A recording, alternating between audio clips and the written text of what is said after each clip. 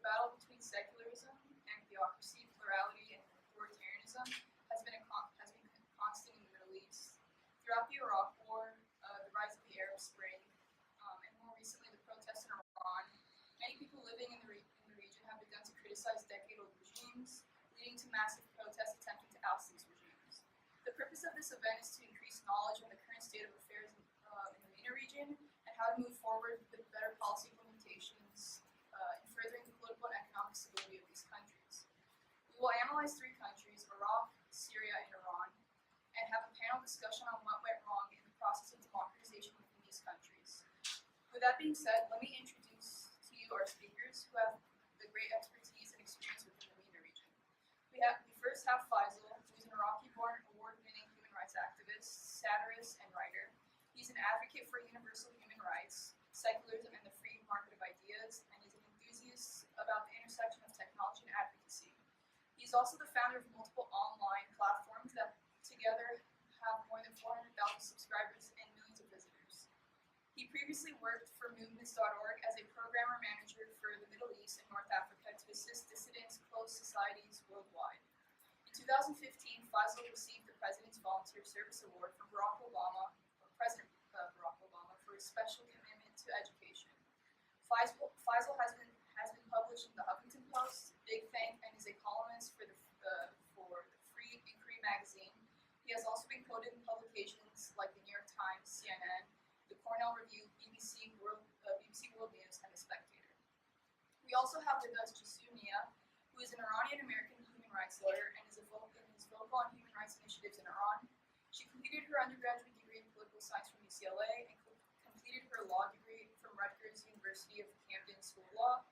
She has worked on war crime trials at the International Criminal Tribunal for the former Yugoslavia, where she represented former governor ministers from Bosnia and Kosovo in pre-trial and appellate proceedings.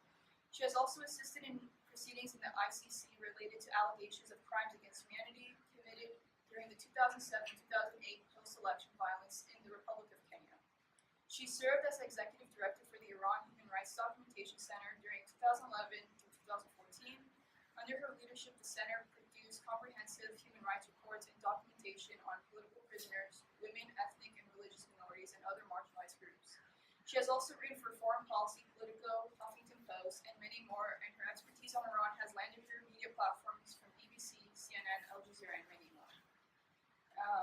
And to introduce the moderators, I will moderate the event by asking questions for the speaker, and y'all have the chance to intervene as well. I'm not the only one who's going to ask questions, so if you have any questions that pop up during the Q&A session, feel free to ask whatever you feel like.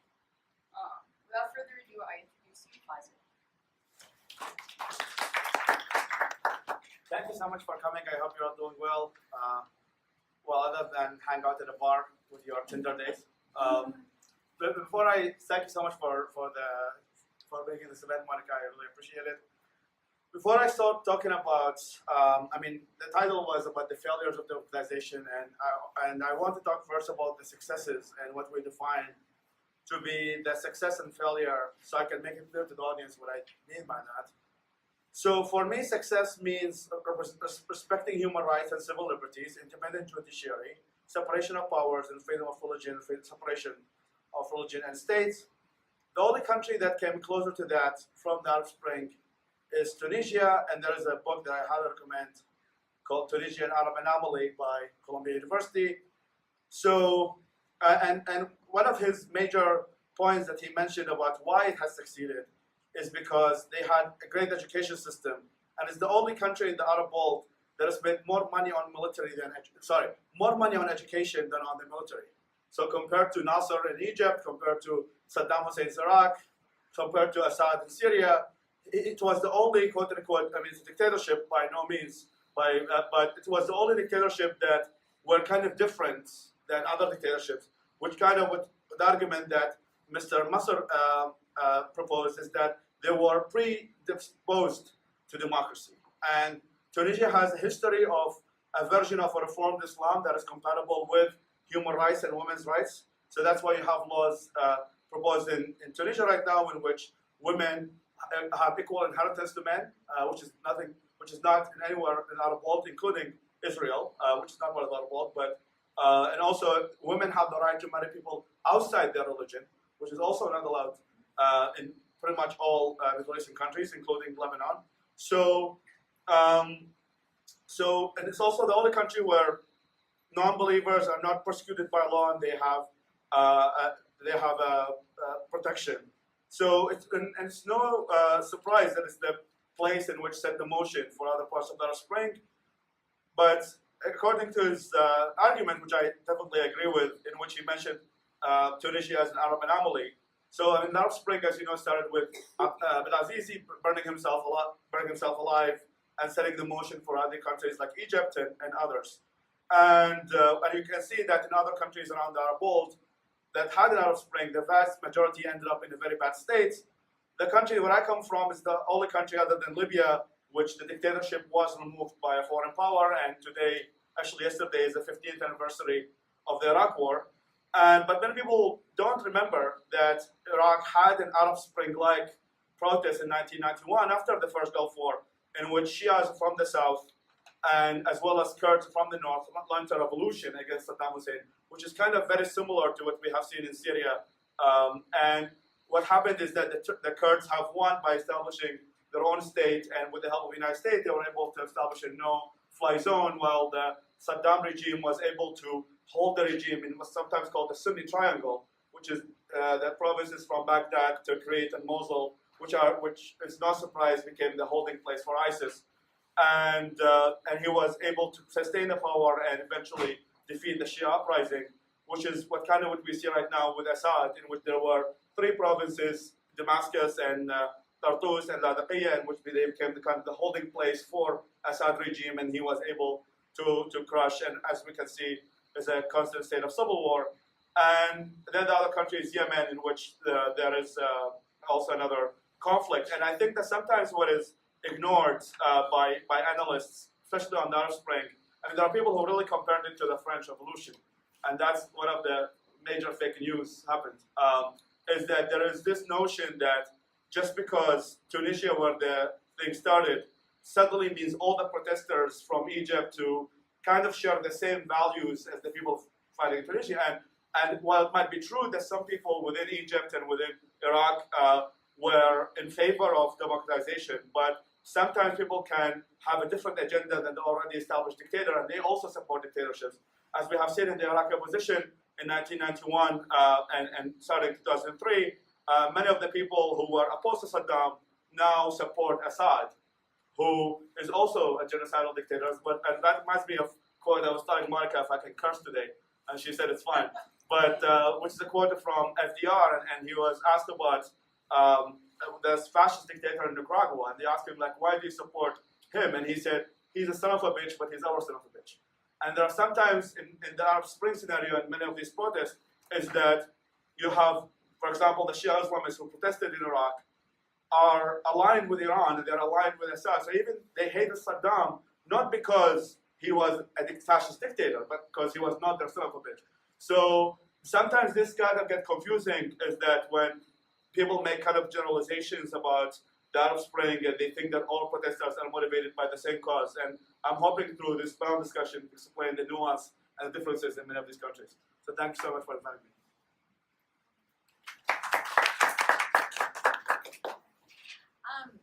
So when it comes to Iran, it's always hard to know where to start because there is this incredibly long history and in more recent history since the revolution of '79 and all the things that have happened after that on a micro level. My area is actually focused on human rights. So in full disclosure, I don't work on democratization, so to speak, day to day. But obviously a lot of what we work on in the human rights and civil rights space is really aimed at trying to help along the process that is going on there. And I don't know if I would view what's happening there as a sort of failure of democratization, more that we have gone through this experiment, if you will, with theocracy. And I think at the moment, it's something like, you know, I would best describe it as a very hardcore authoritarian state with a sort of veneer of democracy. When I go into, part of the work that I do requires going into meetings with UN permanent missions. So talking to member states about human rights resolutions that different members are tabling against the Iranian authorities, about renewing the mandate of the Special Rapporteur on human rights in Iran, recently on trying to get ECOSOC accreditation for private bloc, and in a lot of conversations with these states that we go to meet, whether it's Sudan, Somalia, Venezuela, Cuba, when we meet with their missions, there's a few arguments that they'll always raise in the discussion. And one is that, they had always sort of compared the women's rights situation in Iran, saying, well, it's not as bad as Saudi, right? Like, well, women can drive in Iran, right? So now, of course, that's shifted because now they can drive in Saudi. And so that argument isn't there anymore. But the other argument that they like to bring is, well, Iran has elections. I thought Iran has elections because we have something that resembles, as in like the shape of a presidential election. The problem with that is that, the candidates, not everybody can run. Obviously, like, women candidates are out of the question. Candidates from minority groups are out of the question. It's all vetted by the Guardian Council, which is this body that's very close to the supreme leader of Iran.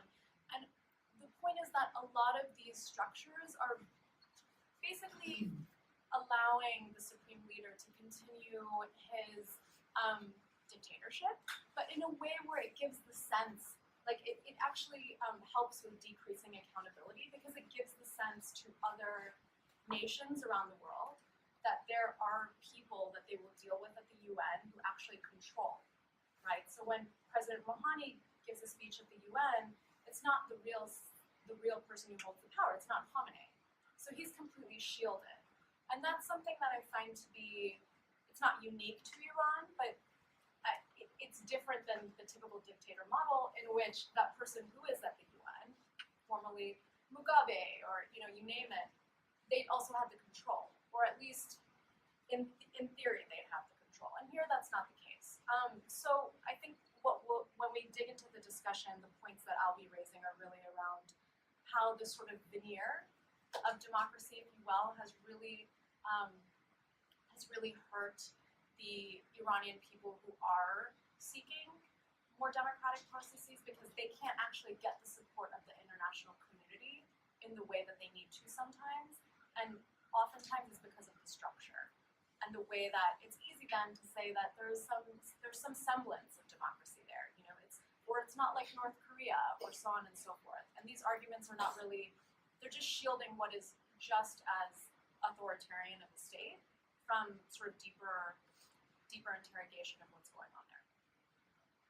So I'll just discuss that a bit as we dive into this. I just want to add, like, it's really what a low standard that people put. It's like, well, you're better than North Korea. There you go. Yeah. That should be taken for granted in a way, or Saudi Arabia, even though it's also a low standard. I mean, sometimes using the argument about extremism is that, well, I mean, Al-Qaeda is still better than ISIS. Well, they probably throw the gaze from the 10th floor, not the 12th floor. Yeah, maybe they're more moderate. Yeah, I can make the argument there. But yeah, it's kind of very interesting how standards are low these days. It's separate as well, just because of what's happened there. And just to do a super rough timeline, though probably, most of you, if you're in this room, you probably already know, but in more recent history, we had the revolution of 1979, which initially was led by many different forces, and it was, to get rid of the Shah, who was the monarch at the time.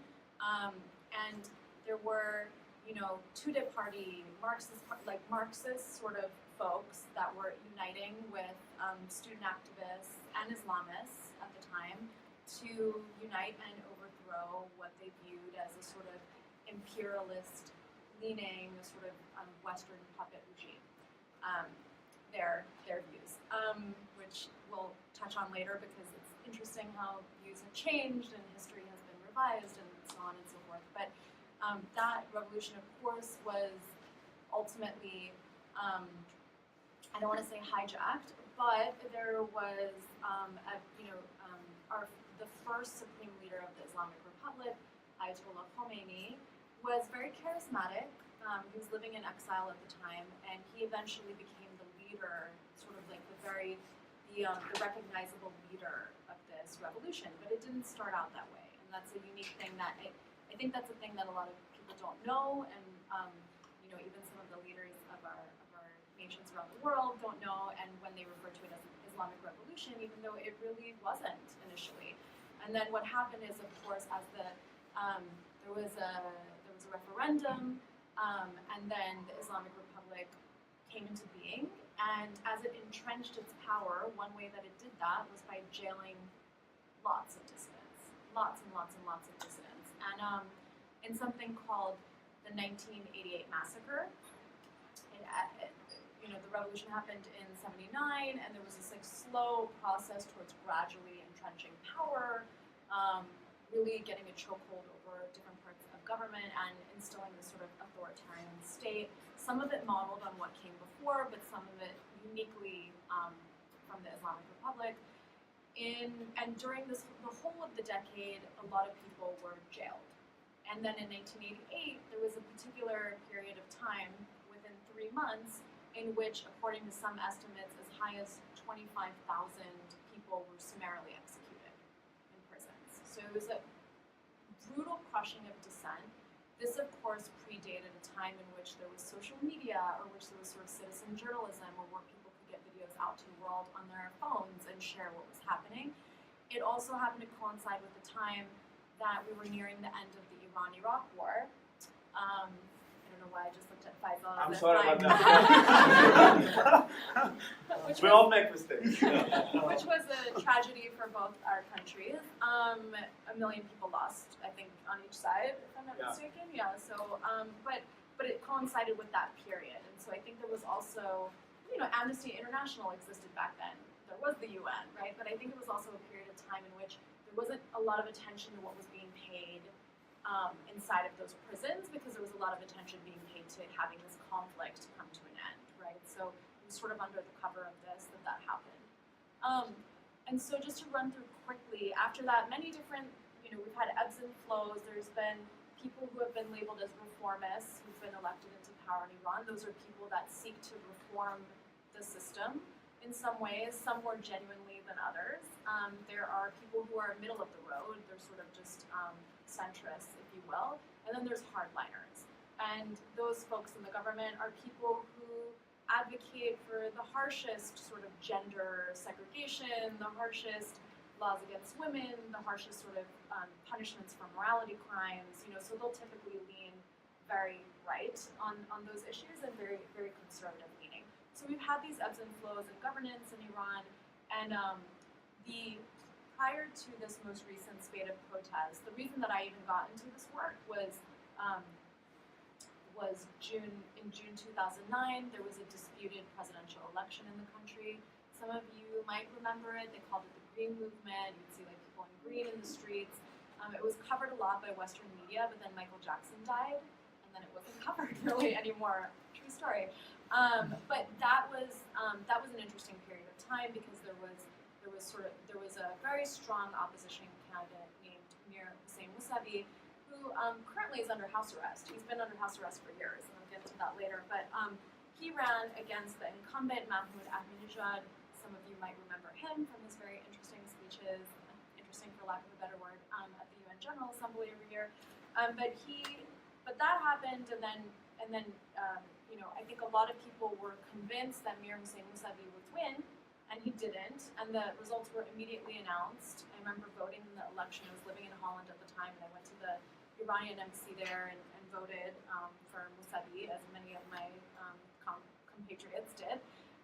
But then Ahmadinejad was announced to be the winner almost immediately. And I remember hearing that and thinking, well, it just seems so improbable, because there was this real zeal for Mousavi. And it could be. Later studies have come out that have shown that it's not entirely clear whether or not Mousavi actually won it or not. But the amount, I think I forget the exact number, but they had said that Ahmadinejad had won it by like a sweeping, like an astounding sort of dictator-style election majority.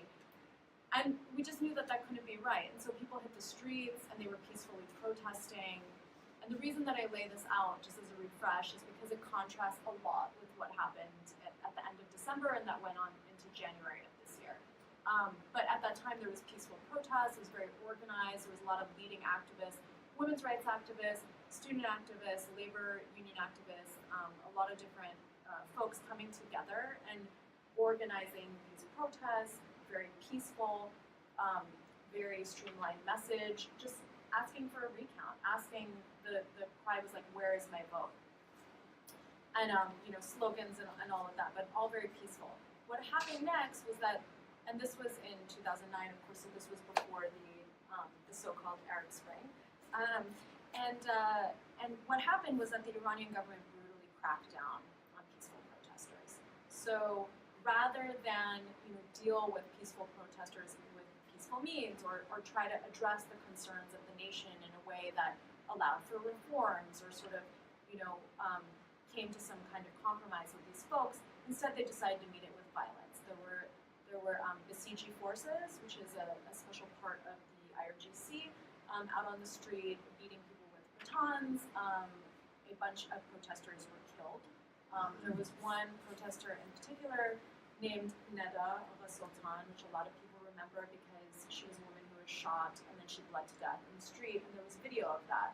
This was a time in which the protests happened at a time when Twitter was a very nascent platform, but people started using it a lot during the course of these events. And I remember kind of monitoring that in real time, signing up, looking at it and seeing what was happening. And her death, in the video of her death, was everywhere. And it looked particularly brutal. She was a beautiful young woman. She was just killed on the street, and there was no sense in that act. She clearly wasn't somebody who would have been, physically dangerous. I mean, it didn't look like she was armed, right? So I think that hit a lot of people around the world, and we noticed this incredible international solidarity with what was going on, and that was unique, and eventually the protest fizzled out because there was such force that was applied. And in Iran, you don't have small arms, so it's a bit different than in the US, where you have guns, and as we know, and things like that, you don't have it. So there's really no way, even if the protesters had wanted to counter things with violence, that wouldn't be possible within that system. It's quite a closed state. And so they fizzled out. And so what happened is, since then, I think Iranians have become somewhat resigned to their fate, in that happened. They were dealing with the negotiations around the nuclear deal. I think there was a lot of hope around, could things change? Could this nuclear deal have us re-enter the international community? Will we not be in international isolation anymore? Because some of the leaders have really led them to a place where crushing sanctions, not being invited to be part of regional compacts, and really having a robust role within the international community, and it was just becoming increasingly isolated. So when people voted in the election that followed the 2009 presidential election, so when they voted in 2013, I feel like a lot of the folks who had even suffered personally still went ahead and voted. And I think it was a really difficult decision for them to vote in a system that they think is illegitimate, but which they don't really have any other viable alternative. And they sort of resigned themselves to this idea that Rouhani, who's currently the president because he won a second term, that he, as a centrist, would bring some kind of reform to Iran, or at least that he would get a nuclear compact signed so that Iran could somehow re-enter the community of nations. Fast forward to a few months ago, a lot of longtime Iran observers said that they were shocked when what seemed to be like spontaneous protests erupted right at the end of December. It was right before the New Year here in the US. And I wasn't that shocked. And I wrote a piece about it. I tweeted about it a bit, just a little bit. I do no longer work. I used to run an Iran human rights group for years, and really was quite involved in getting political prisoners released and that sort of thing. But I now work on refugee and migrant issues, and so I don't work on Iran day to day necessarily. And so I was just sort of casually tweeting about it based on my prior work, and I was saying it's not really that shocking because these protests were not happening in Tehran. They weren't happening in the capital. They were happening in towns and cities all outside of the capital. And these are people who've been, consistently disenfranchised. They're people who are marginalized. They've had long-standing grievances. And they have been manifesting protests in smaller ways, but there's been labor union, there's been like labor activists protesting in all these cities. There's different ethnic minorities in these places, like in Afghans was one of the places where there was a lot of protests. That's home to Iran's Arab minority. In Kurdistan, the Kurdistan province and Kermanshah province, there were a lot of protests. That's where the Kurdish minority in Iran is. You know, so it wasn't really a shock to me because they've been protesting throughout the years. But a lot of observers who write about this for international publications said that they were shocked. And I think part of the reason they were shocked is because the demographic of folks who made up these protests is so fundamentally different than the demographic of folks that made up the protests in June 2009, which was very urban. It was largely centered in Tehran.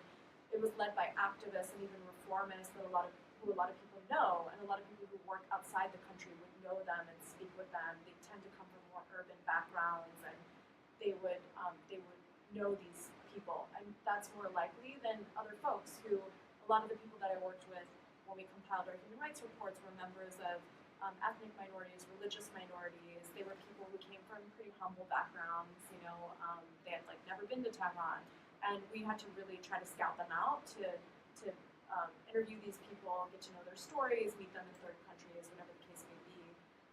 And so I wasn't shocked, and then somebody from Politico asked me to write a piece about it because he saw some of my tweets, so I did.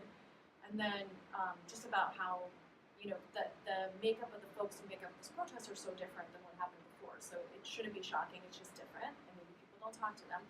And then that really, I feel, it's not like my piece did it, I feel just the conversation opened up then, and then there was a lot of, I think, like introspection about why this is happening, why in this moment. And the conclusion that I've come to when all is said and done is that there's just no legitimate way for people to air their grievances within the system. There's no civic or political process in which that's transparent, in which they can be a part of. They cannot call elected leaders to tell them what the concerns are as constituents. You know, there are not means by which that they can make their government work for them, and it does not represent them. So really, there is no alternative but to hit the streets, and it's really as simple as that. So the one thing I'll say, and then I'll turn it over, is sorry, I'm just gonna, but about the link between the two, because I said that Iran is sort of on its own trajectory in a way. But one comment has stuck with me, and I don't know how true it is, and that's why I'm curious to know your thoughts. Actually, I was in Jordan in the winter of 2010, and it was December 2010, and it was right before, it was like right around the time that Tunisia was happening, and then it was directly preceding, you know, events that would happen in Egypt and Syria and so on. And I was meeting with one of the fixers for a newspaper in the U.S. She's a Jordanian fixer, but she helped different journalists that I knew, and we were just in her home in Amman and chatting about what was happening in our part of the world. And she told me that a lot of people on the Arab street really looked at what happened with the Green Movement in Iran and admired it, and sort of were talking amongst themselves about that as an example of something that they thought was inspiring, and were sad, and that they were disappointed that it hadn't actually led to anything of fruition, or had, you know, it didn't lead to any tangible outcome. And I thought that was so interesting because I hadn't heard that, and she thought that some of the stirrings of what was happening could have, in a way, have sought inspiration from what had happened in Iran. And I thought, really, I wasn't sure, but it was an interesting observation. Yeah, there is some truth to that. Okay. I mean, to add, the Arab Spring happened as a result of the rise of social media and the internet, that people are seeing what's happening in other parts of the world.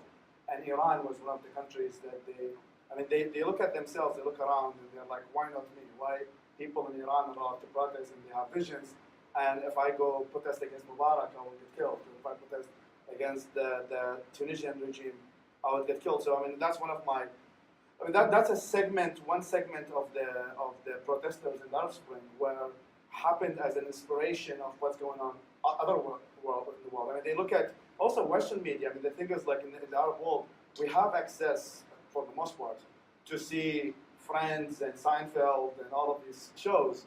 And we can see what's happening, like we can see New York, we can see LA, at least the, whatever American propaganda puts in Hollywood. But, or not so American propaganda, but kind of the American way of life. And we look at that and we're like, why not us? Why somebody is allowed to have a private sector, they can open a business, but we cannot. I mean, for kind of like a country like Egypt, in which, I mean, that zero, like 95% of the wealth is concentrated under 0.5% of the population. So you have the majority of Egyptians really living under poverty or below poverty. And that's what represents kind of the young people who are really also inspired by the Iran Revolution, other parts, not the Green Movement, that will to conflict with the Iran Revolution, because there are many of them. But so that's one element of it, to attract your question about the people who really went to the streets. And that's, I think, what really represents the young population who really were looking around, and they're kind of tech savvy in a way that they know how to use Twitter, they know how to use Facebook, sometimes using a VPN, because some of these countries don't allow access to some of these websites. And there is the economic reason, which is kind of linked to that. And that also includes other people of the population who might not necessarily be tech savvy, but that they living in a miserable economic situation. And then there are, and sometimes people conflate some of these things, is that somebody can be an Islamist protesting for Islamist purposes and economic purposes at the same time. Because sometimes it's that people think is that you either protest for this and you have a materialistic ends of why you're doing what you're doing, or you have a theological ends. Is that, I mean, the Muslim Brotherhood, which is the party that won in Egypt, I mean, one of their main core principles is social and economic justice. So you can still believe in economic justice and be an Islamist at the same time.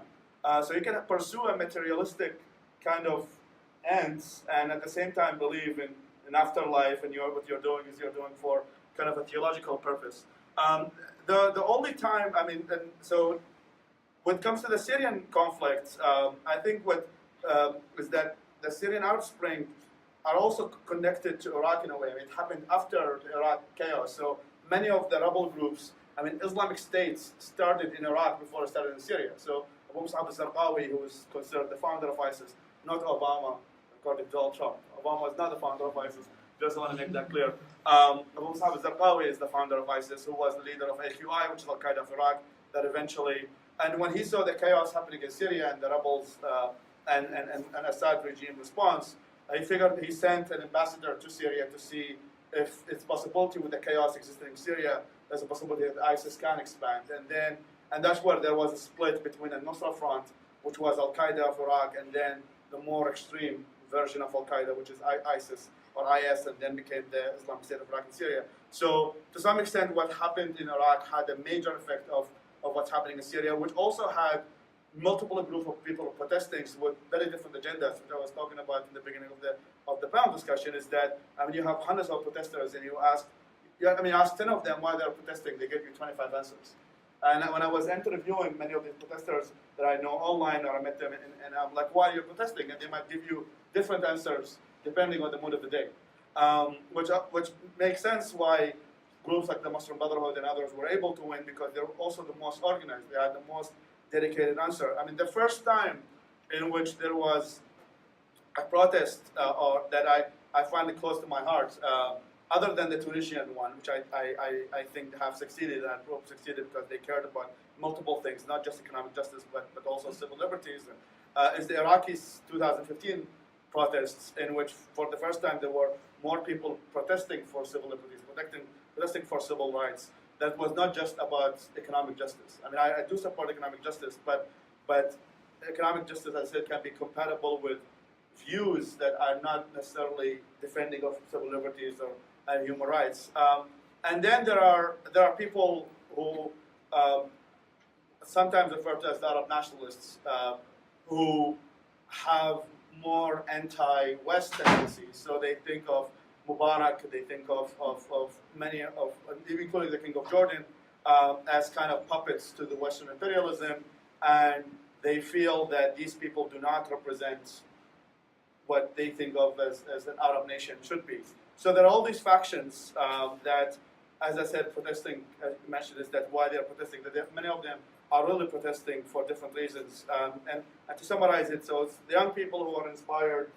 They look at the online world, they see what's happening in the Green Revolution, they see what's happening in the West, they want to feel something similar.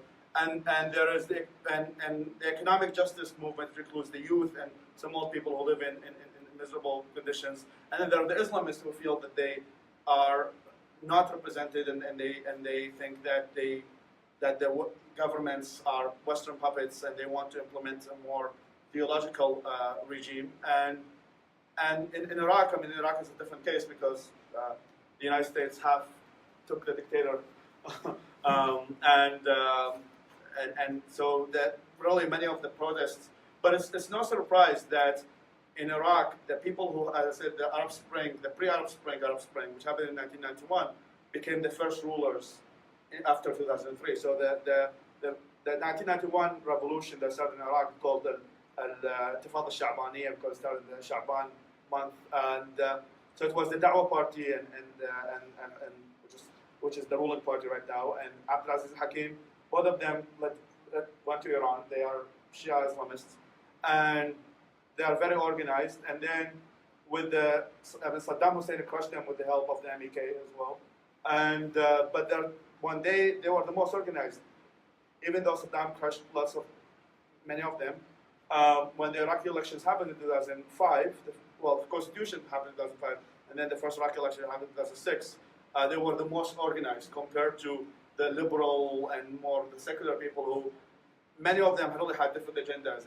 But Al-Hakim and the Da'wah party, which al-Maliki and now the Prime Minister Abadi come from, were the most organized. They had a very organized agenda, and they also had the theological support. Ayatollah Sistani, God bless him, said that if you don't vote for the Shia party, the coalition 555, your wife is not allowed for you. So all of the marriage will be cancelled. And for a group, the South, that it's unfortunately because of war with Iran, 8 years, and then the war with Kuwait, lives under so much deprivation, lack of education. It's easy for them to be manipulated by a fatwa like this. And now we have what we have right now. So Iraq is a kind of different case because it had an outside force that ousted the regime that existed in power. But when it comes to other nations, I mean, especially Syria, it's kind of there's some similarities that the ones that are more organized became kind of on the front lines, which are mostly the Islamists, which is unfortunate. Okay.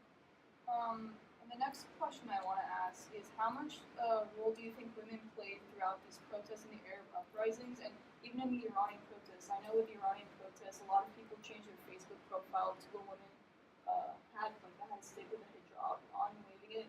So how much do you think women have say in these protests? So this has been a serious point of contention, actually, after what happened in December and January. When it came to the June 2009 protests, that was strongly led by women. And there's a report that I published for the NGO I was running at the time that actually had quite a lot of evidence showing that the reason that long-standing women's rights activists were one of the first targets of the Iranian authorities in the aftermath of this disputed presidential election was because they knew that they had the know-how to organize these wide-scale protests and that they were playing a very leading role there. And it's true. There's been a long-standing women's rights movement in Iran. This dates all the way back to the times of the constitutional revolution at the turn of the last century, right? So it's a long time in the making. And after the 1979 revolution, and after a lot of women's rights were repealed, and there were different restrictions placed on them in accordance with Sharia law,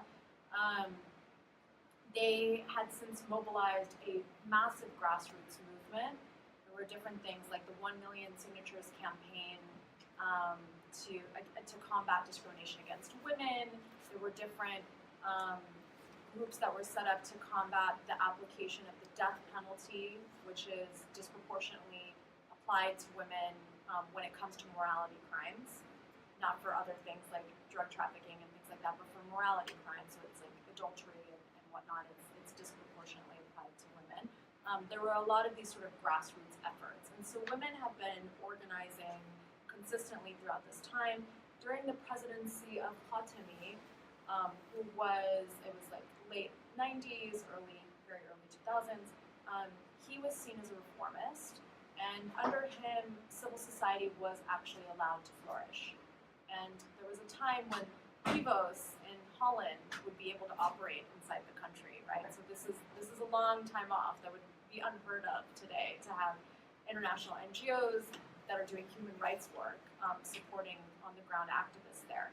So it was a different time. These NGOs flourished. There was a flourishing of civil society. Of course, there were restrictions, and there was definitely a conservative hardline push to get these groups in check. There was at least a space within which they could function. All those folks today, all those people who led those movements, have all been forced into exile. Some are, were subject to long periods of arrest. This all happened after June 2009. It was happening during Ahmadinejad's administration, but really accelerated after June 2009 to the point where they were just wholly dismantling civil society. So a lot of those leading women's activists don't live in Iran anymore. Even our Nobel Peace Prize laureate, Shirin Ebadi, who is this fantastic woman lawyer who's defended a lot of different women in different cases. I mean, she lives in exile, so even our Nobel Peace Prize laureate doesn't live there. So fast forward to what happened in the end of December and early January. There is a new crop of lady activists who are active, and they are, I don't want to say they're disconnected to the old activists, it's just a different generation. And a lot of those older activists were forced into exile, so all their know-how, some of it got passed down in different ways, but a lot of it just, they weren't capable of organizing alongside the younger generation anymore because they physically weren't there. But that symbol that you saw, the sort of avatar of the woman who has the white hijab on a stick, that was sort of became like the symbol of the unrest, but it actually wasn't connected to the protests. So what that was a part of is something called White Wednesdays, which is a campaign that somebody named Masih Alinejad, who is the Iranian, she's a journalist, she was a former journalist that covered parliament in Iran, and she has become an activist in exile.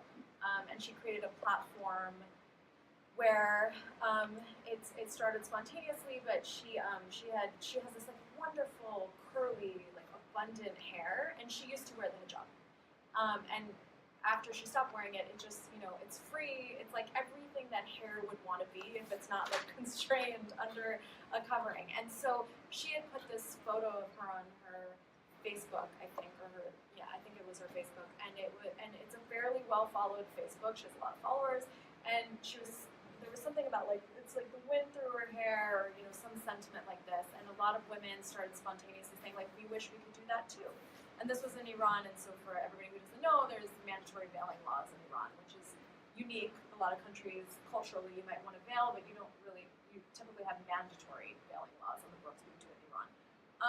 And so she had posted this photo, and then people were just, uploading videos and photos of them with their hijabs off, which is against the law in Iran and can come with penalties. And they were doing it sometimes just in the privacy of their own cars or whatnot, but sometimes it was out in public. And so that's a very daring and bold act. And the platform grew, and it's called, the English name is My Stealthy Freedom.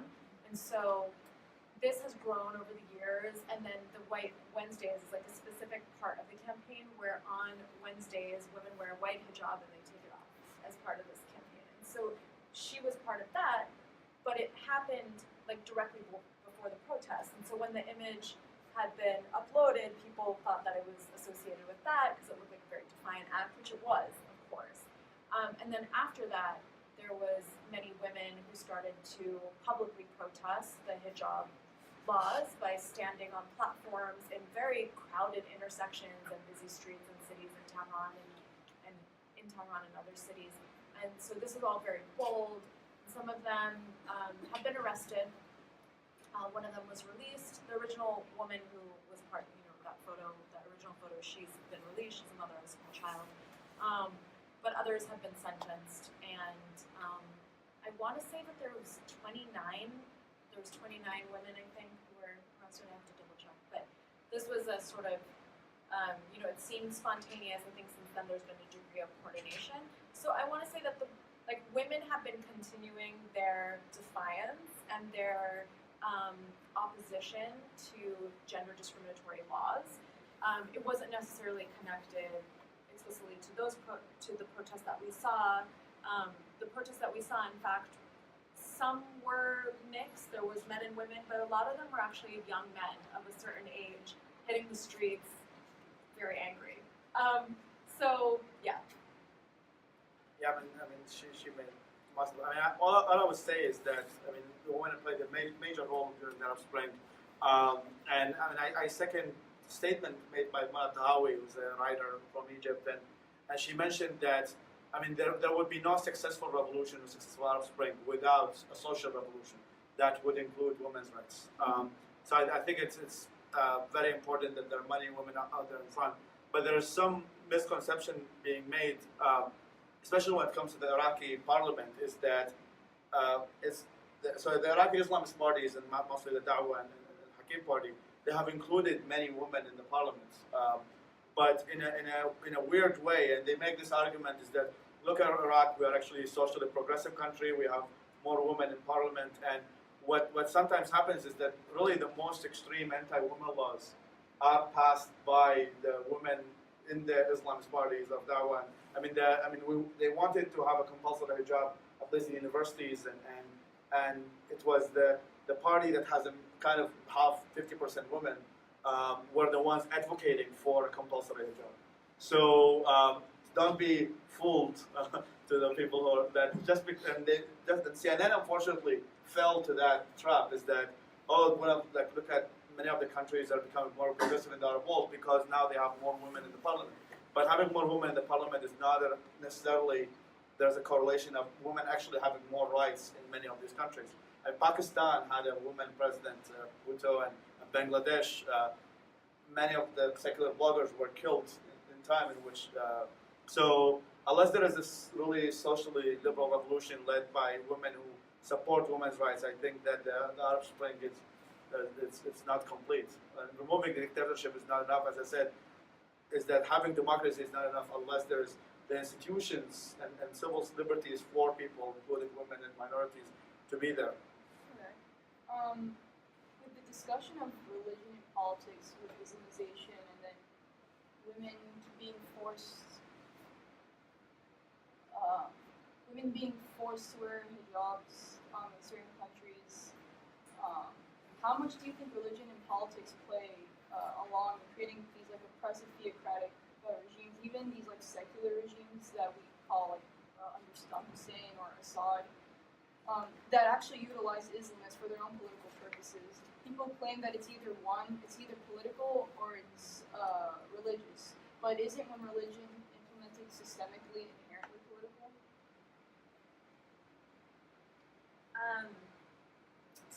So the lens that I view that in is always going to be legal. So yes, I think. In Iran we have an Islamic theocracy, so it's there you go. It's built in. It's built in. That's it. It's a valiyat al-faqih. It's built in. So there's no getting around that. It's also in our laws, right? So I think there's this difference between countries that might be, Islam light or Christian light, and where it's not really they're not theocracies, and then you're going to have a different mix there. With Iran, it is baked into our laws. So the criminal penal code, the Islamic penal code, it's called the Islamic penal code. There you go. So again, our criminal code is called the Islamic penal code. So yes, and sometimes that manifests in ways that are not destructive, and often it manifests in ways that are destructive. And particularly when it comes to women's rights, but also the rights of religious minorities, ethnic minorities to some extent. So I think with a society like Iran that is actually quite diverse, it looks homogenous in a way, I think from the outside, only because we don't have a lot of foreigners who come there because of obviously the difficulty in being granted a visa to come, the fact that it's been isolated in different ways. I know tourists are increasing now, but it's not a place where you would see lots of tourists or foreigners when I used to travel there, even in like the late 90s and the early 2000s. But the society itself is quite mixed. I mean, there are a lot of different ethnic minorities. It's not all Persian. I myself am like two types of minority, right? So there's like Turks, there's Arabs, there's Kurds, there's Baluch. It's a mix, and there's a lot of different religions actually. And so although the state says that the population is 99% Shia, like that's not possible. It just can't be. There's lots of Baha'is, which the state doesn't recognize as being a religion. They think they're heretics. There are Sunni Muslims. There are different like smaller religions that like Abdullah and stuff like that a lot of people wouldn't know about, and different offshoots of Islam. There's Sufis that are persecuted. So there is a mix. There's Assyrian Christians, Armenian Christians. There's a lot of diversity actually, and I think that when you live under an Islamic state, the problem with that, of course, is even if that state bakes in respect for the rights of some of those communities. Like I should say that when it comes to monotheistic religions, the state is actually much more forgiving. So which is surprising for many to hear, because we often hear about the Iranian government's policy towards Israel, and then like automatically assume that then the Jewish minority in Iran must be doing like terribly, But yes, it is not pleasant to live under, I would think, an Islamic theocracy when you're a minority religion, because obviously a majority religion is controlling things. At the same time, there are rights that Jews and Christians who were born Jewish and Christian are given that other religions aren't, because they're not recognized as religions, or because they're perceived as more of a threat to the state. So it's like that interesting thing where, on the face of it, you could say, well, these rights are baked in. Like, certain religions can like drink wine with their services. You can't drink alcohol in the Islamic Republic otherwise, because of course it's illegal. It's under Islam, and it's not allowed. It's forbidden. But some of those religions are allowed that. So it's that odd thing where you can point to like the one or the two or the three examples where there's some provision made for rights, but overall it's obviously a very oppressive government, and the politics manifest in a way that is inherently going to be entwined with that religion, because it's a theocracy, and it's like a theocracy to the fullest extent of the law. And it's not a country yet in which it's just maybe a theocracy in name, but then not in practice. It's very much in the de jure institutions of the state, but it's also in the way it's practiced and implemented. I mean, I second most of that. I want to focus on one word you utilize here, which is the word utilize. And in both the cases of Iraq and the Saddam regime and the Assad, is that if you think of many of these countries as ecosystems, right, in which, in a way, all of these people need each other to succeed.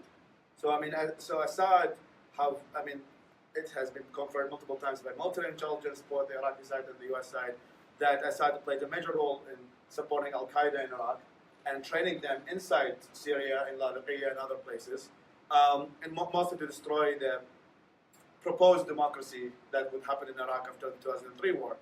And so, in a way, these kind of, I wouldn't call them secular. Saddam Hussein, especially after 1991, is the one who put Allahu Akbar in the Iraqi flag, declared Iraq to be an Islamic State. Not as an Islamic State, ISIS, but it wasn't Islamism lights. But he closed all the alcohol stores, did this show in which there was a beheading of prostitutes in public to show that we're actually moving towards a more Islamic rule. But at the same time, they tried their best to empower the Islamists in a way, in creating kind of a binary choice between these people. It's like, you want theocracy? Look at Jabhat al-Nusra. I'm the only one who can defend you from Jabhat al-Nusra, or now it's called Fatah al-Sham. Marketing, they probably hired a PR company to do that. But all of these secular multi-dictatorships wanted the Islamists to some extent gain some power in order for them to maintain that binary choice. And in Egypt, one of Mubarak's main arguments of staying in power is like, look, if I'm going to fall down, the Muslim Brotherhood is going to take him. And so the Islamists would want to protect you from the secular, let's say, Assad, even though I wouldn't call him secular. But so the Islamists will say, I'm going to protect you from Assad, and Assad will say, I'm going to protect you from Islamists. Saddam Hussein, I'm going to protect you from Iran and Shia puppets to Iran. Sometimes they refer to them as Ghawgha, which is the rats, the children of the rats. Yeah, he also uses some good terminology like Trump in some regards. And and also with Egypt utilizes. So I think that if you think of many of these countries as an ecosystem, and really Islamists require this military dictatorship, and the military dictatorship require these Islamists. And that's why this situation is a stalemate in many of these countries in which they need each other to survive, because if the other side is removed, then the people will start asking for economic rights. And in Iraq, pre the war, whenever there is people asking why there are no good hospitals, why Saddam is building 20 mosques and 50 palaces, but there are no good schools, well, he will say, well, Israel and then Iran. That's the reason why you don't have any good schools. And Assad is doing the same thing. Why are you not giving us a good education system? Well, I'm spending my time fighting against Jabhat al-Nusra, I'm fighting against ISIS. So screw that, screw all your ambitions for a bit, because I have an enemy that we need to fight. So I think the word utilize is pretty accurate, because they all need each other to succeed. Yeah. And going back to the recent Iranian protests, I have a question for you, Gissou. In your recent article published by Politico titled "Why the Other Iran is Taking to the Streets," could you elaborate further when you mentioned how the Iran watchers were talking to the wrong Iranians? Yeah, so I think I probably jumped ahead to that in my earlier comments, which was just that the protests of June 2009 were urban and demographic. They were largely centered in Tehran, and so they are the kinds of folks that people who operate outside of the country would be in closer touch with. The way I would compare it is to something like here in the U.S. in the lead up to the 2016 presidential election, in that if you were observing some media, and if you were looking at some social media and traditional media, you would think that Hillary Clinton was going to win this thing by like a landslide, right? If you were looking at some media. In other media, there was a very different perspective.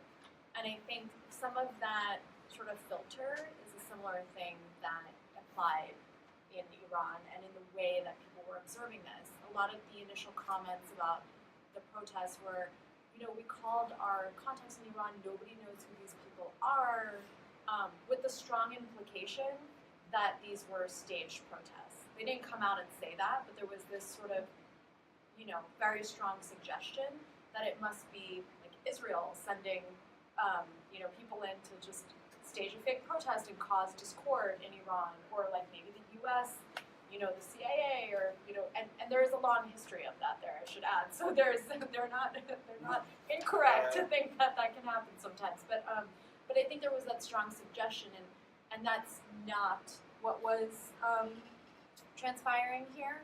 And the reason that they weren't in contact was simply because a lot of the folks who were protesting were initially protesting about economic concerns initially. And they were maybe from a lower socioeconomic demographic. They're not the types of people that were in touch with, analysts at different think tanks. It's just not, it wasn't the activist class, it wasn't the intellectual class who was out in the streets. Very quickly, the slogans around economy switched to overthrow of the Islamic Republic, death to Khamenei, very bold statements that were clearly anti-government. But I think that anti-government statement is really, it's less about wanting to actually overthrow the regime and all the things that entails, and it's more about being frustrated and not understanding who is accountable in the system. Because they recognize that their economic situation is not doing well. They were promised that things would change after the nuclear agreement was signed. They haven't realized the benefits of that. They see that there's an uber wealthy class in Tehran that they're not part of. There's luxury stores being open, there's luxury cars driven in the streets, they're not part of that. And social media has enhanced the ability for people to see the disparity in wealth. And so they see that, and then they're angry, and they're not the people who are talking to the experts on the outside, right? So I think that's what I was addressing a bit in the piece. And because we had worked with a lot of, at my NGO, we had worked with a lot of marginalized communities. We had worked with people who were not from wealthy or educated backgrounds. It was a challenge to be in touch with them for a range of reasons, but we managed to do that somehow. And because I knew about those long-standing grievances, I just wasn't that shocked that this happened. And when we called some of our contacts, it's like, yeah, they were going to protests. So slowly that news came out, but initially I think the go-to people who might have incredible expertise on the nuclear deal just wouldn't be tapped into those communities, so they just wouldn't know about it. May I ask, what is the most common app in Iran for social media? Is it Telegram. Telegram? Okay. Yeah, Yeah. Telegram, which the government had temporarily. Blocked? They were blocking it, and they were slowing it down. They were blocking it, and they were making the founders, Durov and the other, they were making them shut down different public platforms. Because obviously the way that they use it as a social network is Telegram has that function of being able to be part of public channels where you can broadly share information. So they were shutting down channels that were helping organize the protests. A lot of this was digitally organized. So, Yeah. And then back to you regarding Iraq. How much of Iran's influence over Iraq since the invasion of U.S. forces put back the democratic opportunities for Iraq? More specifically, since the purpose of Iran's influence in the Iraqi elections was based on sectarian motives, how did that hinder the future prospects of democracy and the prospects for a secular state? Well, I mean, the influence, I mean, the ruling parties, as I mentioned, Dawa and Hakim, both were trained and lived in Iran during Saddam's regime. And so both of these parties, in Iraq is kind of a weird case. So every major political party has a militia on its side. And so Hakim has a Badr movement, and Dawa have their own, and the other guy, Muqtada Sadr, had Jaysh al-Mahdi, used to be Jaysh al-Mahdi, now it's rebranded itself as something called Asab al-Haq, which is part of the PMF forces in fighting against ISIS. Since the Iraq War started in 2003, the first Iraqi voting for the constitution started in 2005. Many of the major influencers in the elections were the Shia parties were supported heavily by Iran, and most importantly, the influence on the Maliki, you mentioned the question about the surge, but I don't know if you have time, but I want to talk about it. So the United States withdrew from Iraq under President Obama when he came to power, and one of the major points that Maliki, who's, as I said, very much aligned with the Iranian regime, made sure to cut the salaries of what the surge has established, what's called the Sons of Iraq or the Awakening Movement. The Awakening Movement, short history, is that they are mostly Sunni tribal forces in West Baghdad and West Iraq, organized by help with the United States military by General David Petraeus as a counter-Sunni narrative to Al-Qaeda. And that's where they were making moves in removing Al-Qaeda from Iraq, mostly where I grew up in West Baghdad and in West Iraq. And they were very crucial in defeating, Al-Qaeda, ICTY back then. And what happened with Maliki is that, and he saw the U.S. withdrawal as a kind of an opportunity for him to assert his power and assert a more Shia dominance, is that he cut down the salaries, that he asked them to leave up many of their weapons, to weaken the Sunni, because he was afraid that if the Sunni powers will become more powerful, that will damage the Shia establishment. So, Iran, the current government, even though with Abadi they kind of lowered down the relationship with Iran, but the former government within Maliki, they were extremely aligned, and many of the militias from the Shia side have received a tremendous support from the Iran regime. And even some of the anti-ISIS movement, they get advice from Qasem Soleimani, who's also part of the. I don't want to look at you. You don't have to like it, but Qasem Soleimani visited Iraq multiple times. He is part of the Iranian government, and he has advised and many of the popular mobilization force who are on the front lines of fighting ISIS. So So I mean, Iran played a major role, and it's understandably why. I mean, there are many theories and hypotheses why, but and that what goes back to us. I think that the failure of the Iraq War. Today is the 50th anniversary. Is that you cannot establish a Jeffersonian democracy in which the whole region doesn't want any democracies to flourish. I mean, good luck with that. When you have Iran on the other side, on one side, and you have Saudi and Syria and Jordan, and we live in a tough neighborhood. I mean, it's not, and Turkey on the north now with Erdogan, it's going towards more of an Islamic democracy. But so I mean, Iran on one hand want to make sure that to get their allies to be in power, and the Saudis and the Emiratis played a major role in supporting many of the Sunni elements, and Iraq and Syria to some extent became a kind of a place for regional conflict of Iran and Saudi Arabia and the UAE and Qatar to some extent. Now they have switched. So to answer your question, the Iranian influence is as big as it gets, and to some extent thanks to the United States and bad decisions and bad mistakes from both the Bush administration called Maliki a man of peace, and Obama administration, with knowing based upon all of the facts that the Iraqi sectarian government would want to make extreme discrimination against Sunni Arabs, they still withdrew from Iraq, creating the vacuum that eventually led terrorist groups like ISIS to grow. And regarding with Syria, I kind of want to jump into Syria. You have a brutal regime who's killed hundreds of thousands of innocent civilians. Now, many countries involved, either for sectarian purposes, or countries like Turkey, who have now taken over Afrin, killed hundreds of Kurds. What inference can you make about the future and future stability of Syria, and the likelihood that Assad would either choose to step down or will be forced to do so? And not just in Syria, you have countries like Yemen that is on the verge of total instability, and Libya. Will you see these conflicts dying out soon? Short answer is no.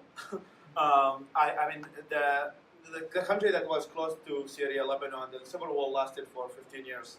And after that, they had the Taif agreement, which had kind of maintained some sectarian. I mean, as I mentioned in my previous, that you have in some sense now a stalemate, right? You have Iran, which is extremely powerful, at least by comparison to other parts of the region, and then you have the Gulf, which also has tons of resources, and you have Turkey, which cares more about the Kurds than they care about ISIS, which is interesting to mention. So when you have kind of an ecosystem that really most of them have the same power, then the likelihood of anyone winning is very unlikely. So what happens is that even if Assad and the Iraqi government made moves in removing some of the ISIS militants from there, the ecosystem for another Sunni militia to grow is very likely. I mean, if you think of ISIS as AIDS, and you think of the ecosystem that allows Sunni extremism to grow as HIV, then the roots for AIDS are still there. And which is the Sunni, many of them think they're not represented. They think that, I interviewed a guy who lived under ISIS in Mosul, and I didn't go to Mosul. I just want to make sure for the U.S. government I didn't go to his territory. But and he mentioned to me, and he is, I would put him on the moderate spectrum when it comes to the line of extremism to a cultural Muslim. And he said to me that I would take ISIS over the Iraqi government any day of the week. And that is not so. So many people think that just because somebody lives under ISIS, like people of Mosul, and that means they are completely aligned ideologically or they are part of the terrorist group. But in fact, if you think about it, sometimes is the way that they observe it, not that I agree with it, is that they see it as a lesser of two evils. Is that there is this group, while I might not agree with them on everything, but they represent a better option to me than the Maliki government or Assad government, who would throw barrel bombs on my family. So I think that with all of these conditions for growth of extremist groups is still there, the likelihood that the situation is going to be a stalemate is likely, as we in Iraq, even though we have, I mean, but the U.S. military plus the Iraqi military and the Sons of Iraq made an amazing moves in kicking Al-Qaeda out of West Iraq and West Baghdad, and also into Kuwait and other provinces. I mean, back in the good old days, Al-Qaeda was the biggest thing, right? Al-Qaeda was the one that was also always on the headlines, on the front news. They made an explosion there, they made an explosion there. Now ISIS make Al-Qaeda look moderate, right? And because the conditions for such groups to rise again is still there. So even though if there are successful military inside both Iraq and Syria, it doesn't mean that in 6 months, in which a group of young people also feel marginalized, or they feel that they deserve a seat, and also you have a propaganda pushed to them by Al Jazeera and many states. I mean, just to give you a simple example, that like during the Iraq War, when there is an explosion happens in a Sunni neighborhood, they say martyrs, 15 martyrs died. When it's in a Shia neighborhood, they say 50 people dead. So you have most of the media in the Arab media that the Arab people watch to.